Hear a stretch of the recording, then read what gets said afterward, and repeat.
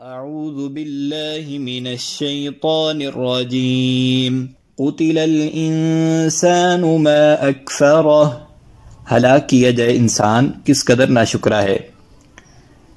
اس سے وہ انسان مراد ہے جو بغیر کسی سند اور دلیل کے قیامت کی تکذیب کرتا ہے۔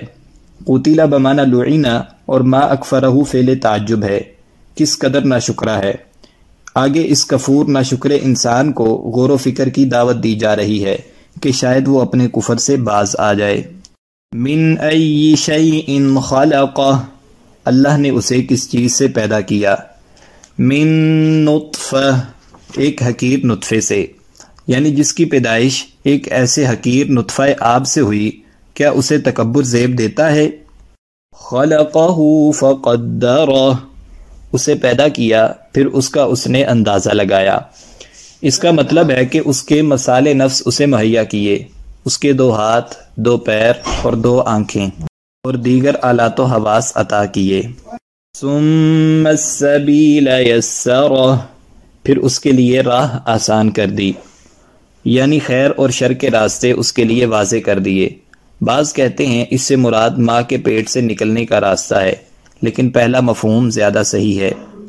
ثم اماتہ فاقبرہ، پھر اسے موت دی اور قبر میں پہنچایا، یعنی موت کے بعد اسے قبر میں دفنانے کا حکم دیا تاکہ اس کا احترام برقرار رہے، ورنہ درندے اور پرندے اس کی لاش کو نوچ نوچ کر کھاتے، جس سے اس کی بے توقیری ہوتی۔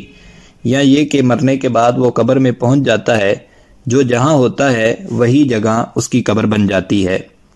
ثم اذا شاء انشرہ، پھر وہ جب چاہے گا اسے دوبارہ زندہ کرے گا۔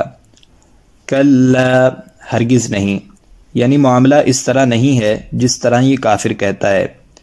لما یقض ما امرہ، اس نے اب تک اللہ کے حکم کی بجا آوری نہیں کی۔ فلینظر الانسان الی طعامہ، چنانچہ انسان کو چاہیے کہ وہ اپنے کھانے کی طرف دیکھے کہ اسے اللہ نے کس طرح پیدا کیا جو اس کی زندگی کا سبب ہے، اور کس طرح اس کے لیے اسباب معاش مہیا کیے تاکہ وہ ان کے ذریعے سے سعادت اخروی حاصل کر سکے۔ انا صببنا الماء صبا، بے شک ہم نے خوب مینا برسایا۔ ثم شققنا الارض شقا، پھر ہم نے زمین کو اچھی طرح پھاڑا۔ فَأَنبَتْنَا فِيهَا حَبًّا، پھر ہم نے اس میں سے اناج اگایا۔ وَعِنَبًا وَقَضْبًا، اور انگور اور سبزیاں۔ وَزَيْتُونًا وَنَخْلًا، اور زیتون اور کھجوریں۔ وَحَدَائِقَ غُلْبًا، اور گھنے باغات۔ وَفَاكِهَةً وَأَبًّا، اور میوے اور چارہ۔ ابا وہ گھاس، چارہ جو خود رو ہو اور جسے جانور کھاتے ہیں۔ متاعا لکم ولانعامکم، جو تمہارے اور تمہارے جانوروں کے لیے سامان زندگی ہے۔ فَإِذَا جَاءَتِ الصَّاخَّةُ، پھر جب کان بہرے کر دینے والی سخت آواز قیامت آئے گی۔ قیامت کو الصاخہ بہرا کر دینے والی اس لیے کہا کہ وہ ایک نہایت سخت چیخ کے ساتھ واقع ہوگی جو کانوں کو بہرا کر دے گی۔ یوم یفر المرء من اخیہ، اس دن آدمی اپنے بھائی سے بھاگے گا۔ وامہ وابیہ، اور اپنی ماں اور اپنے باپ سے۔ وصاحبتہ وبنیہ، اور اپنی بیوی اور اپنے بیٹوں سے بھی۔ لِكُلِّ امْرِئٍ مِّنْهُمْ يَوْمَئِذٍ شَأْنٌ يُغْنِي، ان میں سے ہر شخص کا اس دن ایسا حال ہوگا جو اسے دوسروں سے بے پرواہ کر دے گا، یا اپنے اقربا اور احباب سے بے نیاز اور بے پرواہ کر دے گی۔ حدیث میں آتا ہے کہ نبی کریم صلی اللہ علیہ وسلم نے فرمایا کہ سب لوگ میدان محشر میں ننگے بدن، ننگے پیر، پیدل اور غیر مختون ہوں گے۔ حضرت عائشہ رضی اللہ تعالیٰ عنہ نے پوچھا، اس طرح سے تو اعضائے مستورہ ظاہر ہوں گے؟ تو نبی کریم صلی اللہ علیہ وسلم نے اس کے جواب میں یہی آیت تلاوت فرمائی، یعنی لِكُلِّ امْرِئٍ مِّنْهُمْ يَوْمَئِذٍ شَأْنٌ يُغْنِي، جامع ترمذی حدیث 3332۔ یعنی اس دن ہر شخص دوسرے سے بے نیاز ہوگا تاکہ ایسا نہ ہو کہ وہ اس سے کچھ نیکیاں مانگ لے۔